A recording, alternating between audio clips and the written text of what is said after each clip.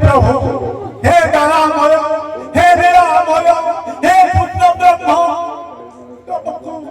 कोटि कोटि आभार प्रणाम आज जो पीठको आनिछु जो पीठरे एठी बसैछु प्रवचन नुहे केबे कोठी प्रवचन दिएनी कि देनी गोटे आलोचक ठाकुरको कथा कहे आज आलोचना करबा प्रभुଙ୍କର लीला कौन लीला करचंती एक केन्दुझर भूमि ठाई आसथिले प्रभु आज जो पीठरे हमने बसिचे से होछि मार पीठ से मां किए ज्ञानी नाम विचेतांसी देवी भगवती ही सावारा कृष्ण मोहाय महामाया प्रदक्षति निर्ते स्मृता हरसि विमसे सजन्तो स्वस्ते स्मृता मति वसु भक्तदासी दारिद्र दुख भय हारिका तदन्य सर्वोपकार करणाय सदा प्रचित्त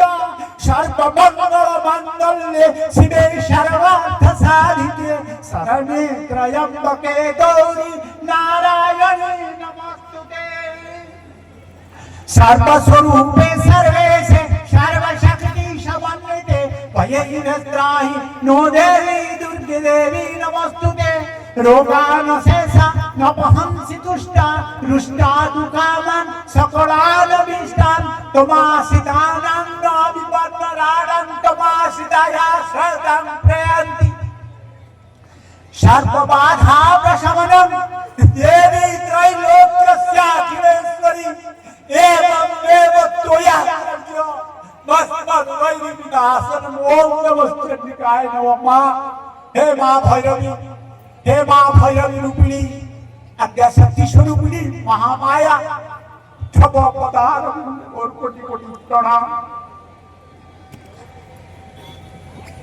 आज हम बसिचे से प्रभु किए से मो घर पुरी मु देवी मंदिर नगरे भल लगे मु जगन्नाथ को खोजुली मां विमला को खोजुली आउ का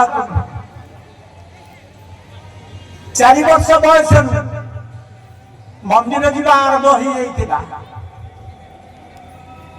मंदिर जीवा भितर प्रभु को खोजुली प्रभु तमे कोठी मनीष हे आसीच मु देखि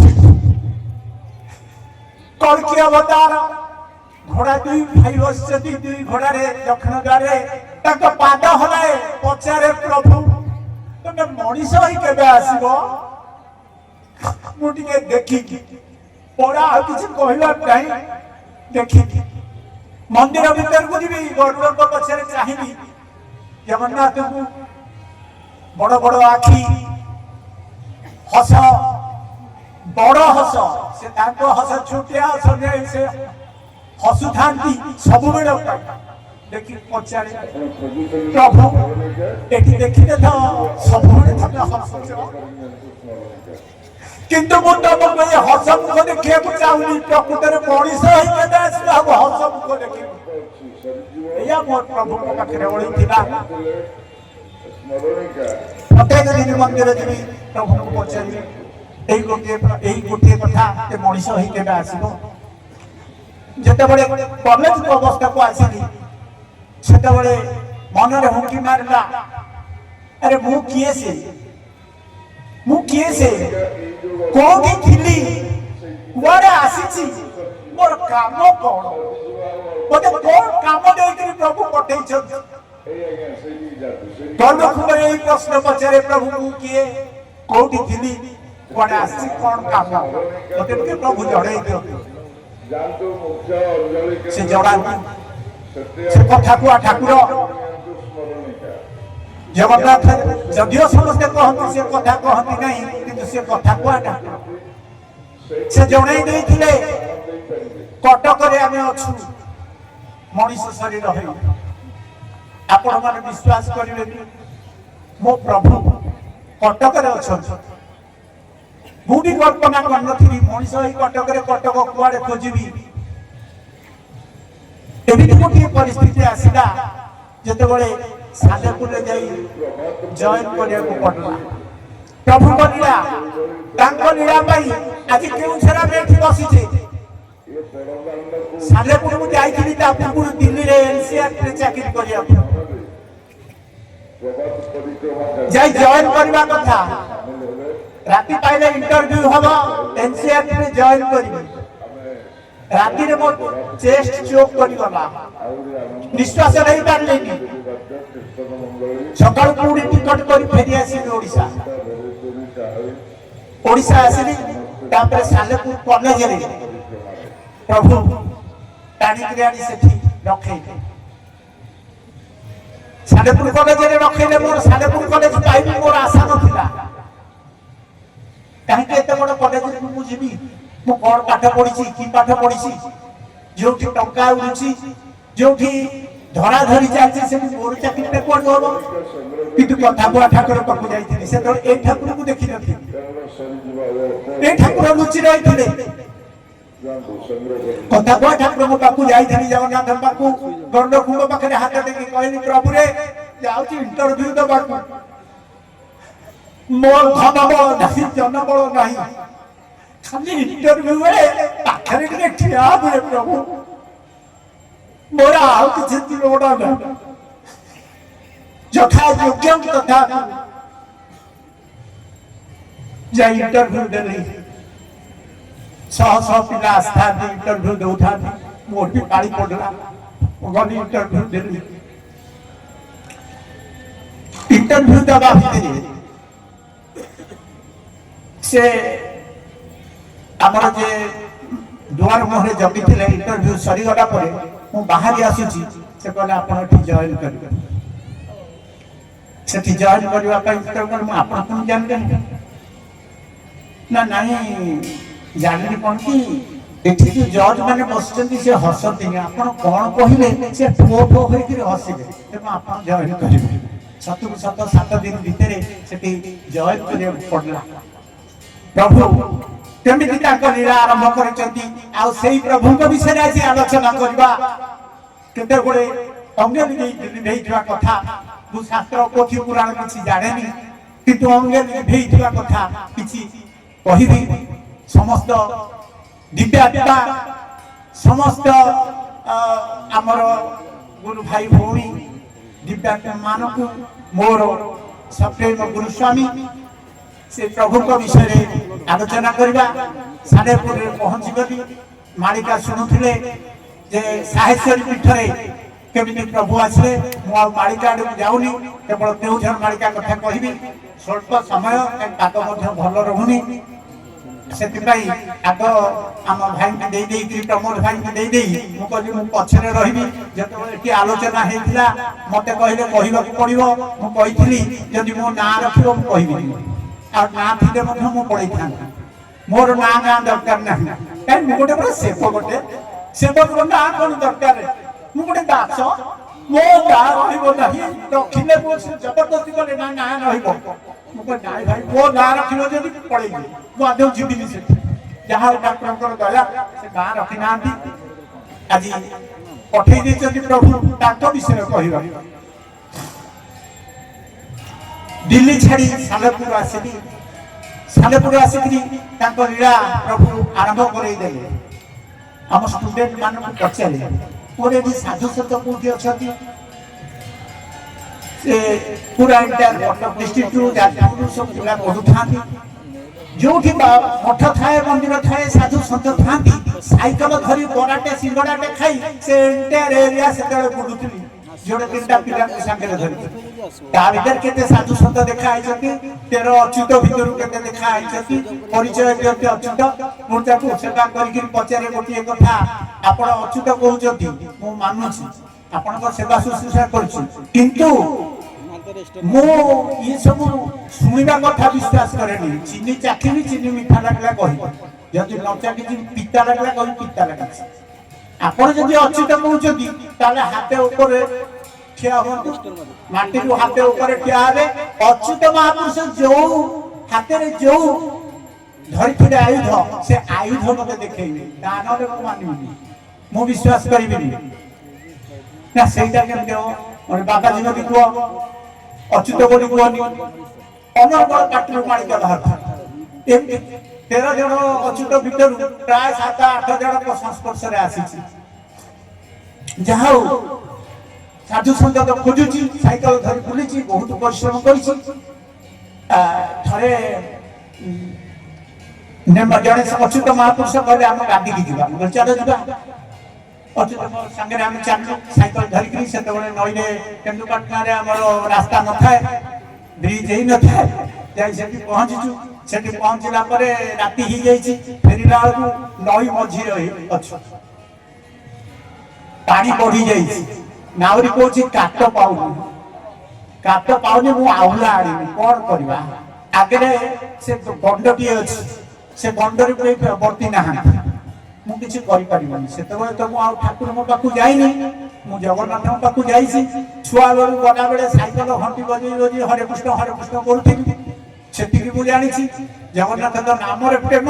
ତେଣୁ କହିଲେ ଆପଣ କିଛି କରିପାରିବେନି, ଅଚ୍ୟୁତ ତ ଅଛନ୍ତି, ଅସୁବିଧା କଣ? ନା ମୁଁ କଣ କରିବି? ସିଏ ସେଥିରୁ ଗାମୁଛା ଫମଛା ମାରି ରେଡି ହେଲେ ଡେଇ ପଡିବେ। ମୁଁ କହିଲି କୁଆଡେ ଆପଣ ନେଇ ପଡିବେ? ଆମେ 4 ଜଣ ବସିଛୁ, ଆମକୁ ଉଦ୍ଧାର କିଏ କରିବ? ମୁଁ ତ ପହଁରା ଜାଣିନି, ସେମାନେ ବି ପହଁରା ଜାଣିନାହାନ୍ତି। ବସନ୍ତୁ, ବୁଡ଼ିବା ତ ସମସ୍ତେ ବୁଡ଼ିବା, ଆଉ ଜାଣିବୁ ଆମେ ଅଚ୍ୟୁତକୁ ଧରିକିରି ବୁଡ଼ିଛୁ ହବ। ଯାହା ହଉ ଡଙ୍ଗା ଛାଡ଼ିଲା। ମୁଁ କହିଲି ଆପଣ କିଛି କରିପାରିବେନି? ନା କହିଲେ ତୁ ଆରମ୍ଭ କର। ହରେ କୃଷ୍ଣ କୃଷ୍ଣ କୃଷ୍ଣ ହରେ ହରେ ହରେ ରାମ ହରେ ରାମ ରାମ ରାମ ହରେ ହରେ। ଆରମ୍ଭ ହେଲା। ନାହା ବାଙ୍କେଇଲା, ବଙ୍କେଇ ଚାଲିଲା କୂଳକୁ। ଜଗନ୍ନାଥଙ୍କୁ ଡାକିବା କଥା, ସେ ଜଗନ୍ନାଥ ଜଗନ୍ନାଥଙ୍କ ପାଖରେ ପହଞ୍ଚେଇ ଦେଇଛନ୍ତି। ଆମର ମାଳିକାରେ ଲେଖା ଅଛି, ଇଏ ହଉଛନ୍ତି ଜଗନ୍ନାଥ। ଭାଇ ଗୋଟେ ପଢୁଥିବେ, ମୌରାରେ ଲେଖା ଅଛି, ଯେତେବେଳେ 100 ପୀଠ ରଜା ଯାଇଥିଲେ, ସେ କଥା ଲେଖା ଅଛି, ସେ ମାଳିକାରେ ମଧ୍ୟ ଲେଖା ଅଛି। ଇଏ ହଉଛନ୍ତି ଜଗନ୍ନାଥ। ସେ ଡଙ୍ଗାରେ ପହଞ୍ଚିଲୁ, ଘରକୁ ଆସିଲୁ। ତାପରେ ସେଥିରୁ ମାହାଣ୍ଡା ପିଲାମାନଙ୍କୁ ମୁଁ ପଚାରେ, ଯିଏ ପଢୁଥାନ୍ତି ତାଙ୍କୁ ପଚାରେ, ମୁଁ କହିଲି ଠାକୁର ତମର ଏରିଆରେ କି ସାଧୁ ସନ୍ଥ ଅଛନ୍ତି? ସେ ମତେ ଦେଖିଲେ ଲୁଚନ୍ତି। ଯିଏ ପଢୁଥିଲେ ସେମାନେ ଦେଖିଲେ ଲୁଚିବେ, ଆଉ ମୋ ସାମ୍ନାକୁ ଆସିବେନି, କାଳେ ତାଙ୍କୁ ପଚାରିବେ। ନହେଲା ନାହିଁ, କାହିଁକି ସେ ଲୁଚୁଛନ୍ତି ତା ବି ମୁଁ ଜାଣିପାରିନି। 100 ପୀଠରେ ଯୋଉ ଦିନ ରଜା ଯାଇଥିଲେ, ସେ ଲେଖା ତାଙ୍କୁ ବିଭିନ୍ନ ଭାଷାର ଲେଖା ପ୍ରଦାନ କରାଗଲା। ସେ ରଜନୀ ଭୂୟାଁ ତା ମାସକ ପୂର୍ବରୁ ମତେ ରାମଦାସଙ୍କର ଚିଠି ଦେଖେଇଥିଲେ। ରାମଦାସଙ୍କ ବିଷୟରେ ଆପଣ ମାନେ ସମସ୍ତେ ଜାଣିଥିବେ। ସେ ଚିଠି ଦେଖେଇଥିଲେ, ସେଥିରେ ଲେଖା ଥିଲା ଯେ ଏଠି ଯଜ୍ଞ ହବ, ଏଇ ଜାଗାରେ ଯଜ୍ଞ ହବ, ଏଠି ନାମ ହଉଥିବ, ରଜା ଏଇ ଜାଗାରେ ବସିବ, ଡାଇଗ୍ରାମ ହେଇଥିଲା। ମୁଁ ସେଇ ଦିନକୁ ଅପେକ୍ଷା କରିଥିଲି। ସେ ଆଉ କହିନାହାନ୍ତି ଯେ ଠାକୁର ଗୋଟେ ଲେଖା ପାଇଲା। ଖାଲି ରଜାଙ୍କର ଗୋଟେ ଜିନିଷ ପ୍ରାପ୍ତି ଅଛି। ପୁରୀ ରଜା ଆସିବେ, ମୁଁ ପୁରୀ ପିଲା ଅଛି ରହିବିନି, କଣ ପ୍ରାପ୍ତି ହବ ଦେଖିବା। ଯାହା ହଉ ସେ ଲେଖାଟି ଧରିକିରି ଯଜ୍ଞ ସରିଲା। ସନ୍ଧ୍ୟା ବେଳକୁ ରଜା ଆସିଲେ। ରଜା ଆସିକି ଯେତେବେଳେ ପହଞ୍ଚିଗଲେ, ଇଏ ରଜନୀ ଭାଇ ସିଏ ତାଙ୍କର ଧରିକିରି ଆସୁଥାନ୍ତି। ପାଟ ଗୁଡିଆ ହେଇଛି, ଗୋଟେ ବାଇଣ୍ଡିଂରେ ଲେଖା ହେଇଛି ଯେ ଶ୍ରୀ ଶ୍ରୀ ଶ୍ରୀ ଦିବ୍ୟ ସିଂହଦେବ ମହାରାଜ। ଓଡ଼ିଆ, ହିନ୍ଦୀ, ବଙ୍ଗାଳୀ ଏମିତି 255 ଭାଷାର ଲେଖା ଅଛି।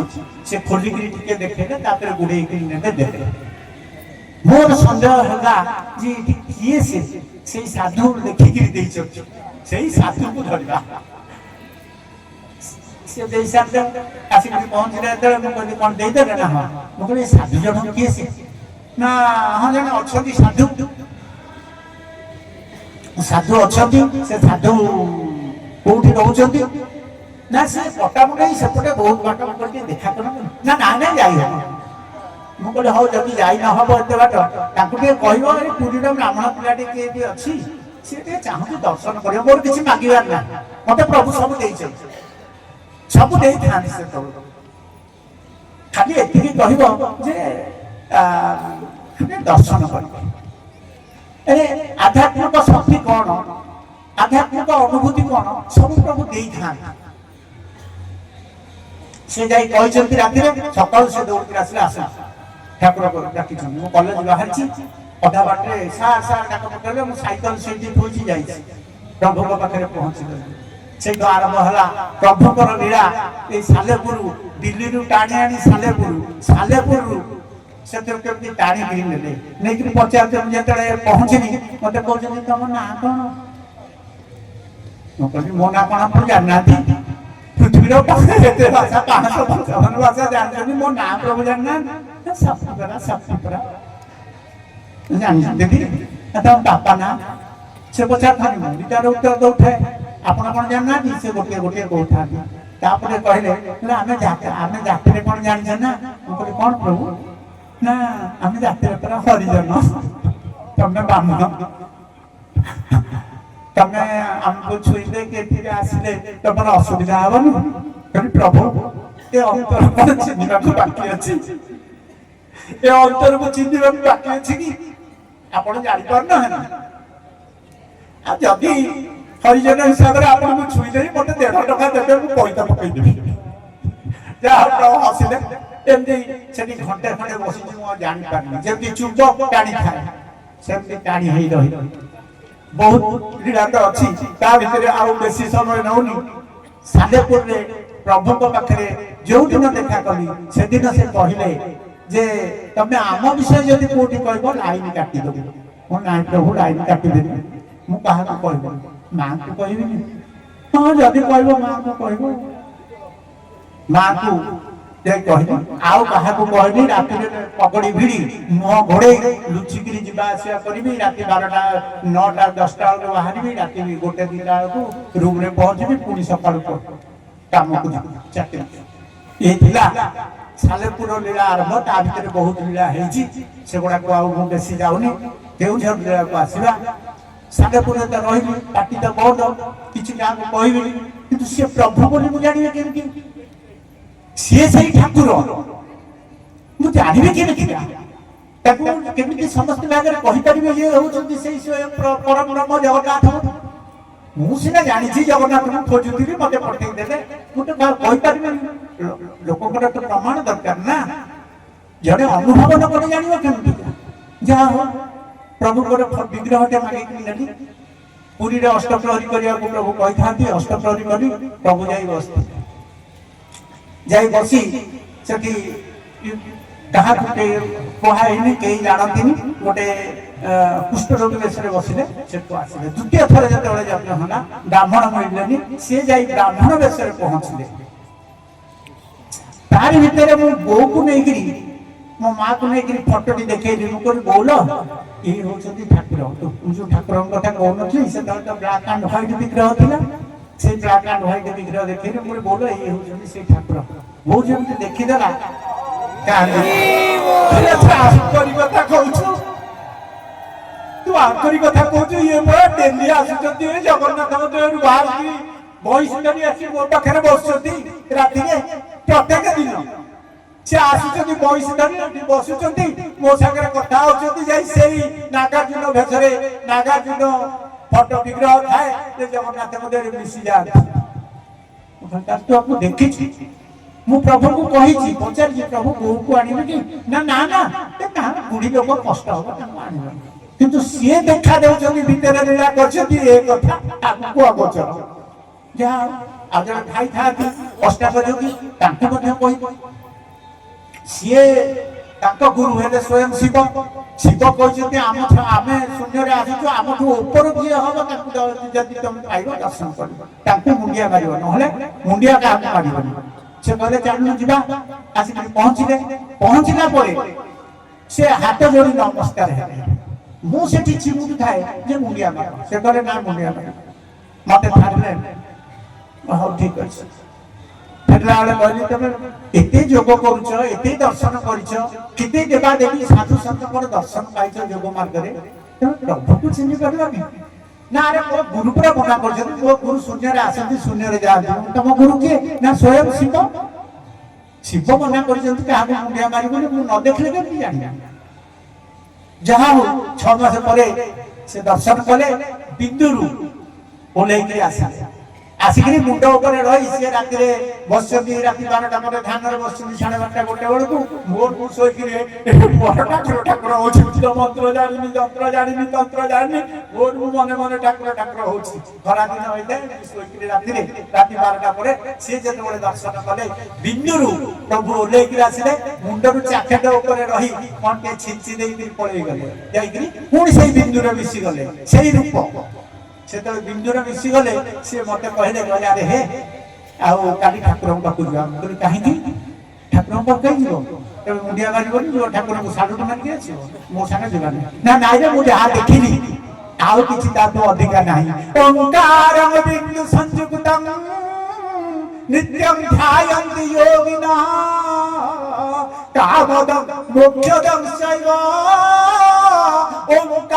ଓଙ୍କାରାୟ ନମୋ ନମଃ ଆଜି ସେଇ ଓଙ୍କାର ଯଜ୍ଞ ହଉଛି ସେଇ ପରମ ବ୍ରହ୍ମଙ୍କର ଯଜ୍ଞ ହଉଛି ସେଇ ମାଟି ଯେଉଁ ମାଟିକି ପ୍ରଭୁ ଆସିଥିଲେ ମତେ ସାଲେପୁରରୁ ବିଦାୟ କରି କେଉଁଝର ଆଣିଲେ କେଉଁଝର ଯେତେବେଳେ ମୋର ଆସିବାକୁ ହେଲା সেটা নন গভর্নমেন্ট কলেজ ଥିଲା গভর্নমেন্ট কলেজ কো আসিলু বিএড কলেজ কো সরকার বন্ধ কর দেলে নন গভর্নমেন্ট কো গভর্নমেন্ট ডিসাইড কলা আমি নেই যাবা গভর্নমেন্ট ঠিক আছে আমি যাবো মো 25 তারিখ হইଥାଏ ফেব্রুয়ারি 25 91 মସିହା ମୁଁ ଦେଖୁଛି ସନ୍ଧ୍ୟା ବେଳେ ସେକ୍ରେଟାରୀଙ୍କ ପାଖରେ ଲେଖାଇଛି ଖୋର୍ଦ୍ଧା ମୋର ହେଇଛି ମୋ ମନ ଖୁସି ହେଲା ଯାଉ ପୁରୀରୁ ଖୋର୍ଦ୍ଧା ଯିବା ଆସିବା କରିବି ତାପରେ ସକାଳୁ ଯେତେବେଳେ ଅର୍ଡର ବାହାରିଲା ମୋର ହେଇଯାଇଛି କେଉଁଝର ରାତିରେ ଥିଲା ଖୋର୍ଦ୍ଧା ସକାଳୁ କେଉଁଝର ମନ ଦୁଃଖ ହେଲା ମୁଁ କହିଲି ଏତେ ବାଟ ଯିବି କିନ୍ତୁ ପୁଣି ମନେ ପଡିଗଲା 83 ମସିହାରେ ମୁଁ ଏଇ ସାଲେପୁର ଯେତେବେଳେ କେଉଁଝର ରାଉରକେଲା ଯାଉଥିଲି ଢିକିକୋଟ ଦେଇ କେଉଁଝର ଗଲି କେଉଁଝରରେ ଦେଖିଥିଲି এই কোঠা অরিকা দেখি মু মন খুশি হয়ে যাইছিলা বল প্রভু এইটি চাকরিতে দিয়ন্তু কিন্তু জায়গাটা কেতে পবিত্র লাগুছি আনন্দ লাগুছি এইটি প্রভু গোটে চাকরি দিয়ন্তু মনে পড়িগলা বলে হো কেউঝর বলে কিছু কাম আছে ଯିବା প্রভুଙ୍କର কাম থো সে তো প্রভুଙ୍କୁ পাইছে থাকে আসি এতে পৌঁছে ঘটনারে 99 মସିହା হব ওরা এক্সাক্ট মনে পড়ুনি দিনে বসি থাকে অঝট হেই পাগল ভଳିଆ তাকে কইଥିଲି প্রভু কেতে দিন এমতি বসিবে প্রভু কেতে দিন এমতিকা লুচি লুচি করে রহিবে আজ্ঞা দিয়ন্তু আপন কথা দিয়ে কহিবি নাই মো সেমতি থাও তুমি কাকে কিছু কহিব কি কথা নিয়াକୁ କେତେ ଦିନ ଘୋଡେଇକିରି ରଖିବୁ ଏ ଅନ୍ତର ଭିତରେ ଯୋଉ ଅଗ୍ନି ସେ କେତେ ଦିନ ଲୁଚିକିରି ରହିବ ମୋ ପ୍ରଭୁ ଆସିଛନ୍ତି ମୁଁ ଜାଣିଲି ମୁଁ ମିଠା ଖାଇଲି ଅନ୍ତତ କାହାକୁ ମିଠା ଖୋଇ ପାରିଲି ନାହିଁ କେତେ ଦିନ ଦୁଃଖରେ ରହିବୁ ପ୍ରଭୁ ଆପଣ ଆଜ୍ଞା ଦିଅନ୍ତୁ କହିଲେ ନାଇଁ କହିଲେ କିଛି ନାହିଁ ଯେ ତେବେ ସାଧୁ ବୋଲି କହିବ ଆମକୁ ଠାକୁର ବୋଲି କହିବନି ଠାକୁର ବୋଲି କହିଲେ ଲୋକ ହସିବେ ଲୋକ ଟଇଟା ପରା କରିବେ ତମେ ସାଧୁ ବୋଲି କହିବ କି କଥା ଇଏ ପ୍ରଭୁ ମୁଁ ଯାହା ଦେଖିଲି ଯାହା ଜାଣିଲି ମୁଁ ଲୋକଙ୍କ ଆଗରେ କହିବି ମତେ ସେଥିରେ ବି ଅଟକଉଛନ୍ତି ମୁଁ ଆଉ ଆପଣଙ୍କ କଥା ଶୁଣିବି ମୁଁ କହିବି ଆପଣଙ୍କ କଥା କହିବି ସେତେବେଳେ ମୁହୂର୍ତ୍ତ ମୋହରା ବହି ବାହାରି ଆସିଥାଏ ତା ପୂର୍ବରୁ ବହି ନଥିଲା ଆମେ ଅନୁଭବରେ ପ୍ରଭୁକୁ ଚିହ୍ନିଥିଲୁ ସେ ଡାକରରେ ବାନ୍ଧି ହେଇଯାଇଥିଲୁ ତଥାପି ମଧ୍ୟ ସନ୍ଦେହ ଥିଲା ଯେ ଇଏ ସେଇ ପ୍ରଭୁ କି ମୋର ଚିହ୍ନ ଦରକାର କୋଉ ଚିହ୍ନ ନା ଜରାସବର ଯୋଉ ସର ମାରିଥିଲା ସେଇ ଚିହ୍ନ ଦେଖିଲେ ମୁଁ ପ୍ରଭୁକୁ ଚିହ୍ନିବି ନହେଲେ ଚିହ୍ନିବିନି ଦେଖା ହେବାର 6 ମାସ ପରେ ସେ ଚିହ୍ନ ଦେଇଛି ଦେଖେଇ ସମସ୍ତେ ବସିଛନ୍ତି ମତେ ଦେଖଉଛୁ ମୁଁ ଯାଇଥାଏ ଆড়େଇ ଦେବାକୁ କଣ ଗୋଡରେ ଲାଗିଛି ଦେଖା ଏତେ ବଡ ଗୋଲାପ ଫୁଲ ଭଳିଆ ଫୁଟି ଆସିଛି ଯାହା যেତେବେଳେ ଆଡ଼େଇ ଦେବାକୁ ଯାଏ ଥରେ ଉଠିଲି ଦ୍ୱିତୀୟ ଥର ଉଠିଲି ତୃତୀୟ ଥର ବେଳକୁ ଆଉ ସେ ଭୁଲେ ନାହିଁ ତଳକୁ ଚାହିଁଲା ବେଳକୁ ପଡ଼ିଯାଇଥିବ କିଛି ନାହିଁ ହଳଦିଆ ସ୍ଲିପର ପ୍ରଭୁ ପିନ୍ଧୁଥିଲେ ସେ ସ୍ଲିପର ଦୁଇଟା ଥୁଆ ହେଇଥାଏ ସେ ନାହିଁ ଏବେ ଯୋଉଠି ଆନନ୍ଦ ବଜାର ହେଇଛି ସେଠି ଜଗନ୍ନାଥଙ୍କ ମନ୍ଦିର ଥାଏ ସେ ମନ୍ଦିର ସାଇଡରେ ବସିଥାଏ ବାରେଣ୍ଡା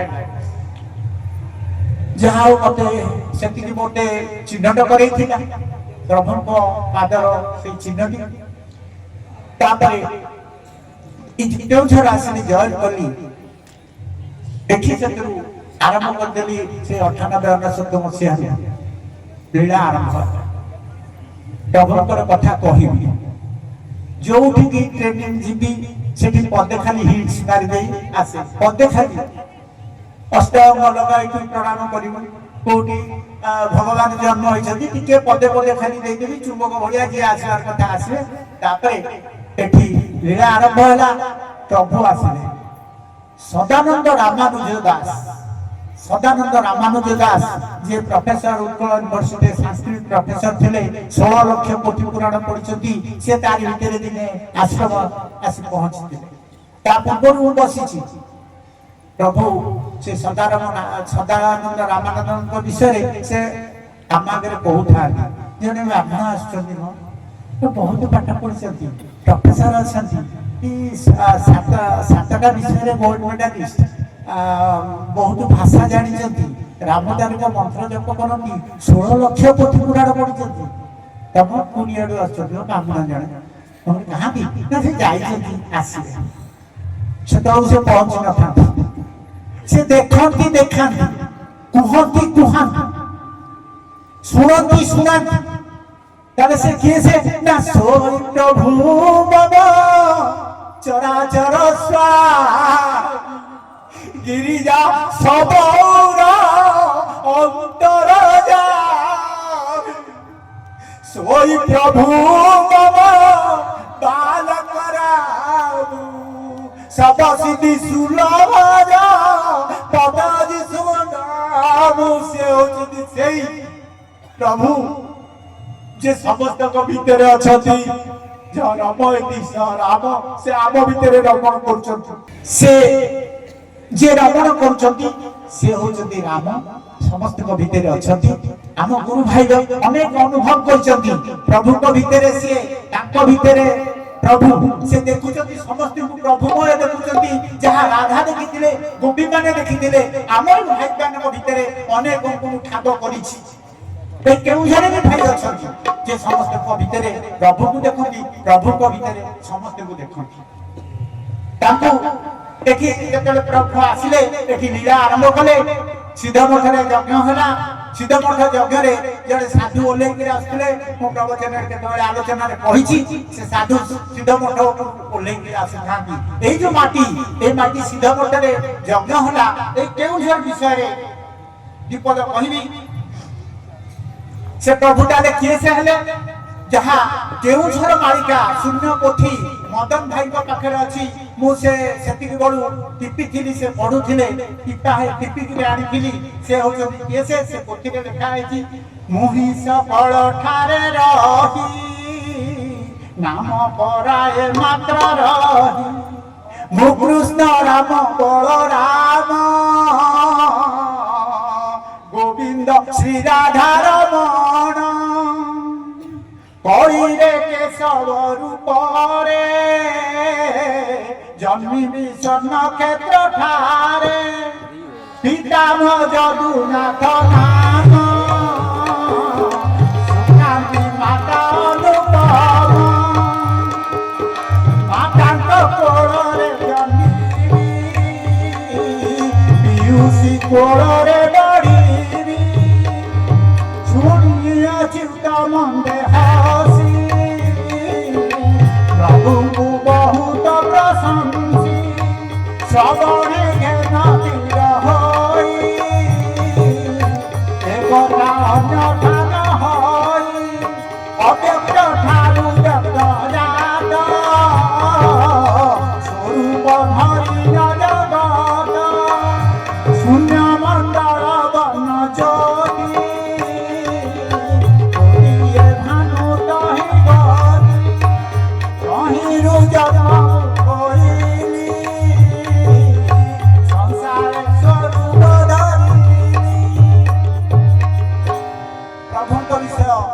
ସେଠୁ ମାଳିକାରୁ ପାଇଥିଲି।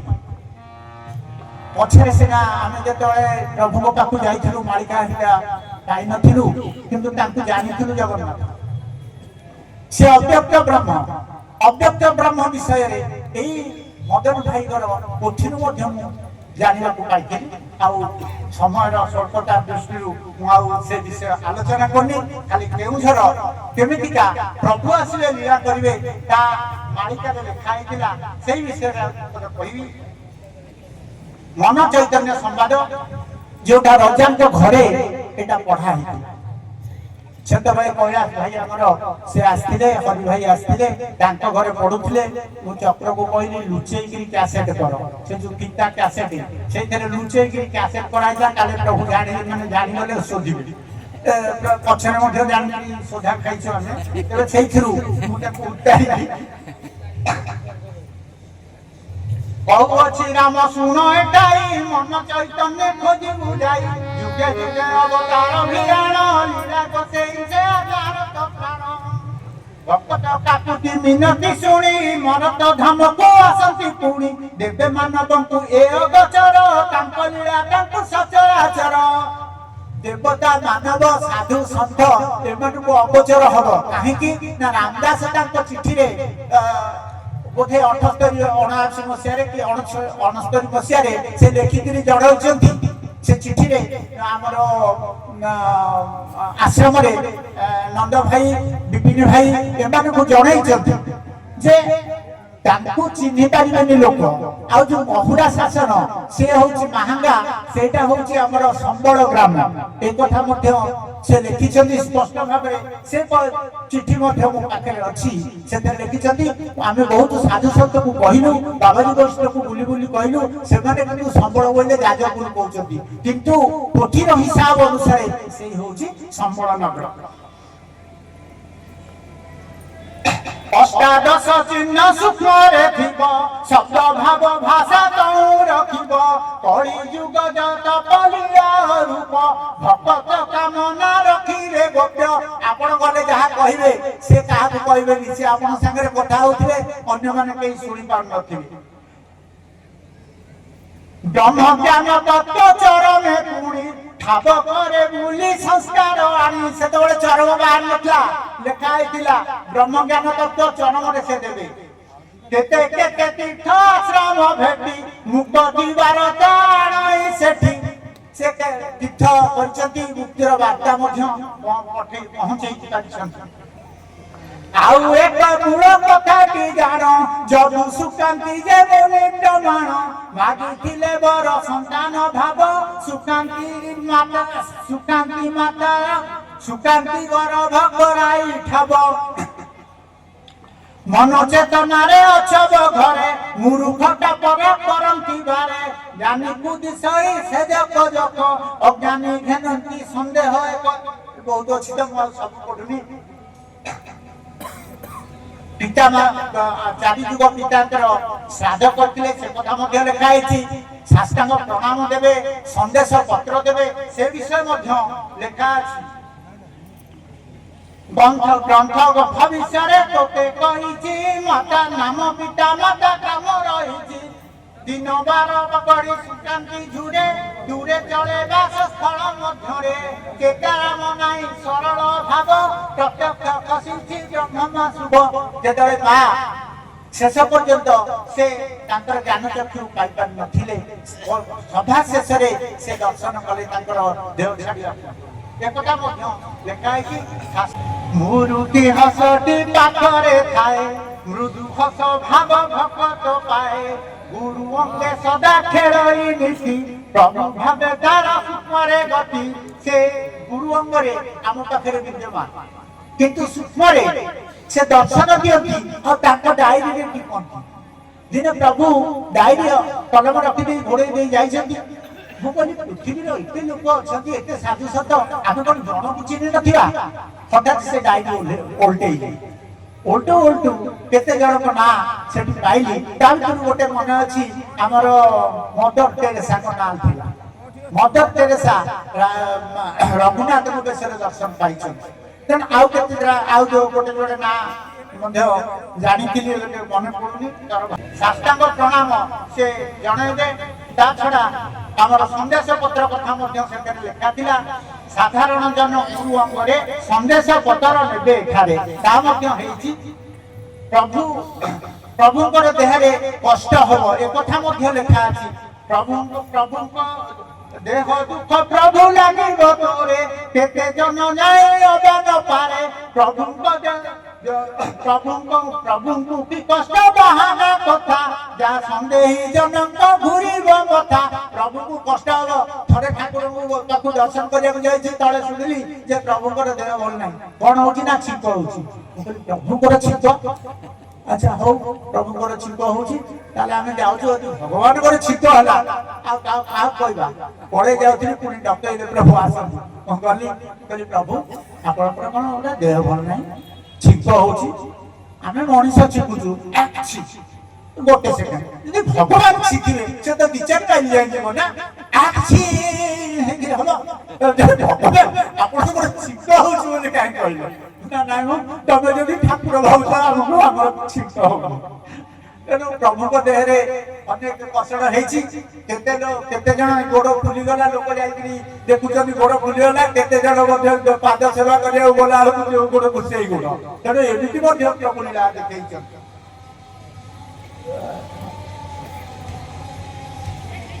ସବୁ କଥା ରୂପରେ ଜାଣିବୁ, ତୁ ମୁଁ ବେନି ଲୀଳା କରିବୁ। କୋଶଳ ଗଡ଼ରେ ଗୋବିନ୍ଦ ଭଞ୍ଜ, ମା ତାରିଣୀକୁ କରିଲା ସଜ, କରିଲା ସଜ। ସଜବାଜ କରି ନିଜଟି କଲେ, ମୁକ୍ତି ଦେ ମା କୃପା ମାଗିଲେ। କଳିରେ ଆସନ ଏ ଠାଇ ହେବ, ଦାସ ଯୁଗ ଭୋଗରେ ଥିବ, ଏ ଭୋଗରେ ଥିବ। ଆଉ ଏକ କଥା ରାମ ତୁ ଶୁଣ, ଗୋପନ କଥାଟି ଏକା ତୋରାଣ। ଗୋବିନ୍ଦ ଜଗାକୁ ଗୁହାରି କଲା, ଭୋଦେବ କରୁଣା କଲା କର ତୁ ବଲା। ଭୋଦେବ କରୁଣା କର ତୁ ବଲା। ଜଗନ୍ନାଥଙ୍କୁ, ସେ ଜଗନ୍ନାଥ ପ୍ରଭୁ ଯଦି ଜଗନ୍ନାଥ ରୂପରେ ଆସି ଦର୍ଶନ ଦେଇଛନ୍ତି, ଆଉ ତାଙ୍କ ପାଖରେ ଗୋବିନ୍ଦ ଭଞ୍ଜ ଗୁହାରି କରିଥିଲେ। ଜଗନ୍ନାଥ ଉଭା ହୋଇ କହିଲେ, କି ବର ମାଗୁଛୁ ତୁ ଭଲେ। କଳିଅନ୍ତ କାଳେ ବିଜେ ଠାଇ, କଳିଅନ୍ତ କାଳେ ବିଜେ ଠାଇ। ଲୀଳା କ୍ଷେତ୍ର ହେବ ଜଗତ ସାଇ, ଏ ଜଗତ ସାଇ, ଏ ଜଗତ ସାଇ। ଏ କଳିଯୁଗରେ ଏଇଟା ଲୀଳା କ୍ଷେତ୍ର ହବ। ଏଇଟା ଆଗୁ ମାଳିକାରେ ଲେଖା ଥିଲା, ସେଇଆ ହେଇଛି। ଅନେକ କୁହନ୍ତି ସେ ଠାକୁର ନୁହନ୍ତି, ସେ ଭଗବାନ ନୁହନ୍ତି, କିନ୍ତୁ କଳ୍କି ରାମ ବୋଲି ମୁଁ କହିପାରିବିନି। କାହିଁକି? ସେ ଅବ୍ୟକ୍ତ ବ୍ରହ୍ମ। କୃଷ୍ଣ କୋଉଠି ଅବତାରି ନାହାନ୍ତି, ବଳରାମ ଅବତାରି ହେଇଥିଲେ, କୃଷ୍ଣ ନୁହଁ। ତାକୁ ଆମେ ଯୋଉ କଳ୍କି ରାମ ବୋଲି ବେଳେ ବେଳେ କହିଦେଉଛେ, ସେ ଠାକୁର ବୋଲି ପରିଚୟ କରୁଛେ, କଳ୍କି ରାମ ବୋଲି ଆମେ କହିପାରିବୁନି। କାହିଁକି ନା ସେ ହଉଛନ୍ତି ଜଗନ୍ନାଥ। ଜଗନ୍ନାଥ 10 ଅବତାର ଭିତରେ ନାହାନ୍ତି।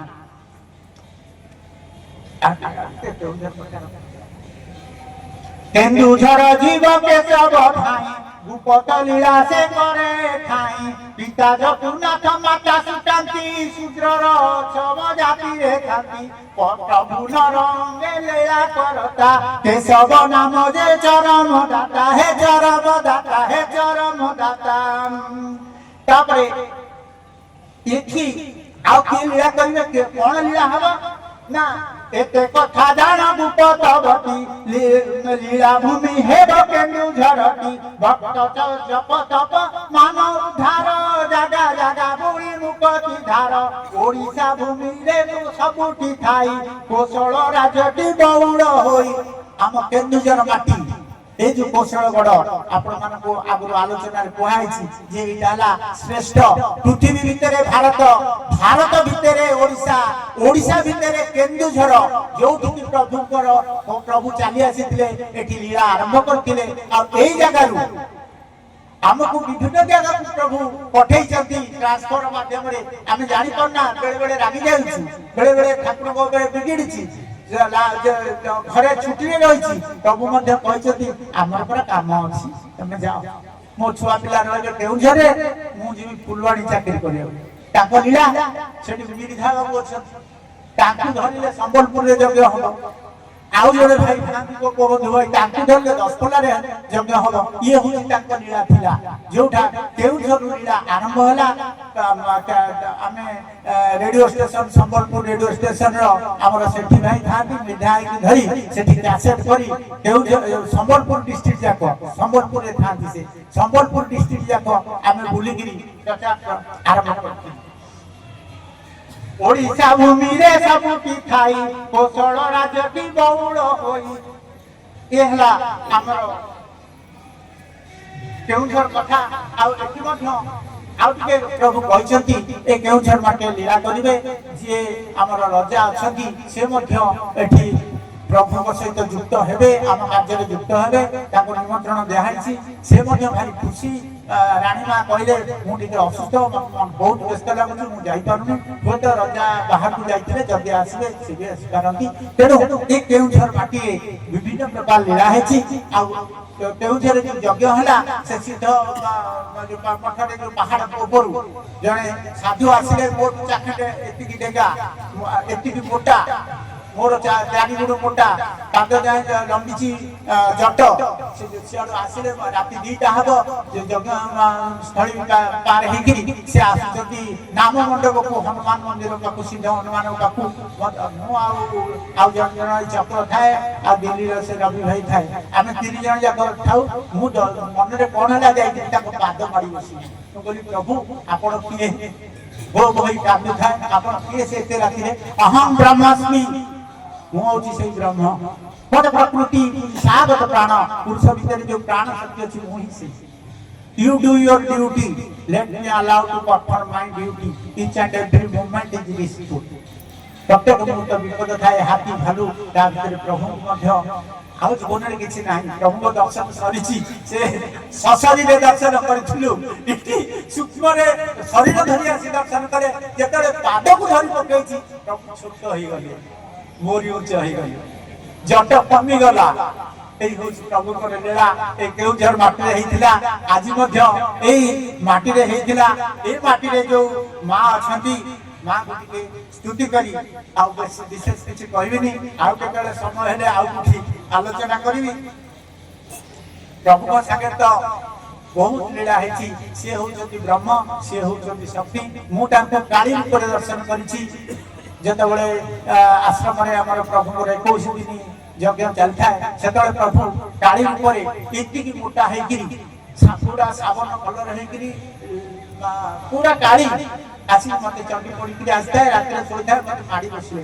मुझे माँ तुम मत कहीं छुचु मुझे आज बरण मत कौन एवं कौन गाड़ी मत छुआ कथा तू घुंची जाऊनी कहूँ किंतु प्रभु से मत जाती घटा तापर हाथ मु आड़े देली सी हूँ काली गाँव आपण मैंने शुणी भाई भौणी मैंने से छुआ बेले खेलुले जीभटा को टाणु जाए उठेदेले समस्त कहे जीभ के बाट टेकी पार लो जीवा सी हूँ परम वैष्णवी सी हूँ ब्रह्म ब्रह्म को शक्ति अलग नुहति आमर जगन्नाथ सी हूँ वैष्णवी सी हूँ दक्षिण काल तेणु सी सब माँ जी बापा सी तमेव मातास्त पितास्तमेव आ गुरु को न धरले आम जाई बहुत सरल उपाय साष्टांग कथा कहले किंतु गोटे जिनिस समस्त को अनुरोध करी आ समय बेसी ना हुशियार बाबू हुशियार जहाँ कहते ठाकुर हुशियार बाबू हुशियार आसुची प्रलय हेब सहान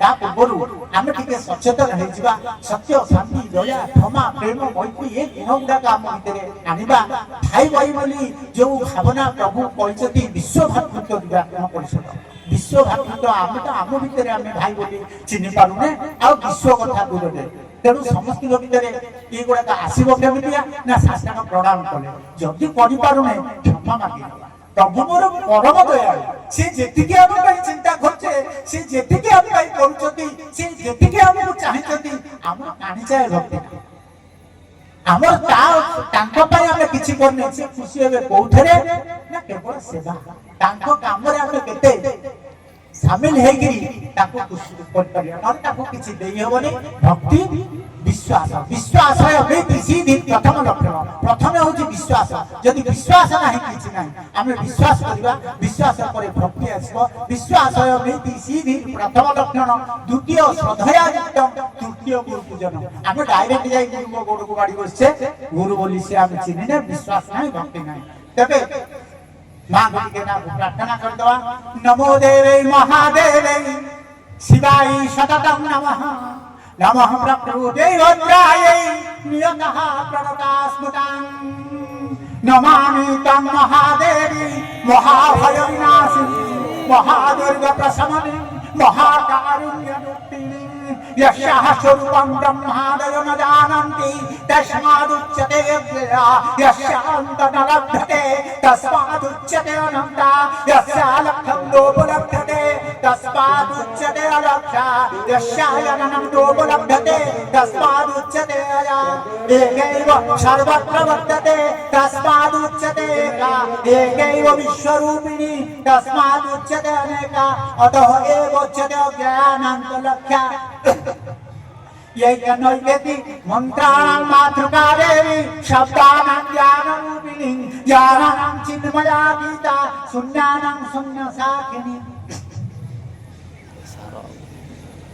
সেই শূন্য সাক্ষিণী সেই পরম বৈষ্ণবী প্রথমে মা মোর প্রণাম প্রভু মোর প্রণাম আর সমস্ত ভিতরে থিবা সেই প্রভু সমস্ত ভিতরে অছন্তি আমি এনে তেনে খুঁজুছে চরম খুঁজুছে চরম জানিনে চিহ্নিনে মুক্তি কোণ মুখ্য কোণ দেখিনে জানিনে সেগুলো আমি চিন্তা করবানি আমাকে যে কর্মধারা দিয়েছি কর্মযোগ মাধ্যমে ভক্তিরে প্রভু নিবেদন কলে ভক্তিরে সে দেখেবে যার সাষ্টাঙ্গ প্রণাম ভুল ভাল হଉଛି আমার ওই ভাই মানে অছন্তি রাতের মধ্যে যাই ঠাকুর শিখৌଛନ୍ତି সে পড়ে যাইଛନ୍ତି বলে সমস্ত সে যাই নাহাନ୍ତି লোক দেখুଛନ୍ତି তেଣୁ ଆପଣମାନେ ମଧ୍ୟ ପ୍ରଭୁଙ୍କୁ ନିବେଦନ କଲେ ଯେ ଦେଖି ନାହାନ୍ତି ମତେ ଏବେ ଦିନେ ଜଣେ କାନ୍ଦିକିରି କହୁଥିଲେ କହିଲେ ମୁଁ ପ୍ରଭୁଙ୍କୁ ଶଶରୀରେ ଦେଖିପାରିନି ପଚାରି ପ୍ରଭୁ ସେ କଣ ଶଶରୀରେ ଦେଖିପାରିନି ନା ଆମେ ପୁରା 3 ମାସ ତଳେ ତାଙ୍କୁ ଯାଇ ତାଙ୍କ ଘରେ ଦେଖା ଦେଇକିରି ଆସିଛୁ তিনি 3 মাস তଳେ দেখা ଦେଇଛି ପ୍ରଭୁ ନା ହଁ ସେଇଟା ଦେଖିଛି ଯେ ଶଶରୀରେ ଦେଖିପାରିନି ସେ ଦେଖା ଦଉଛୁ ପ୍ରଭୁ ଅଛନ୍ତି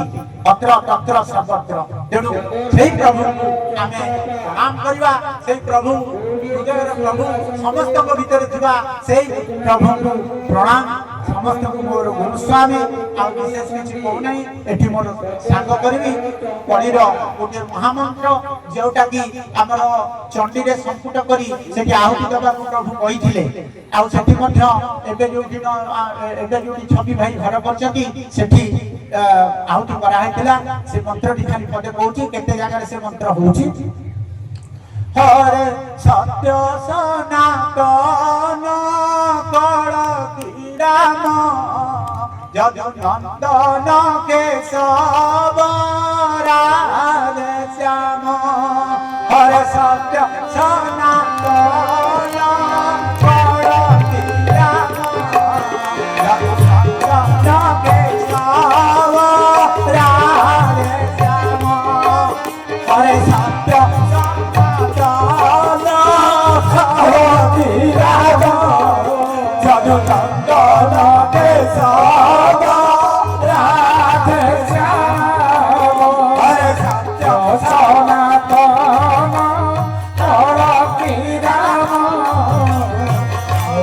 নন্দন কেশব রাধে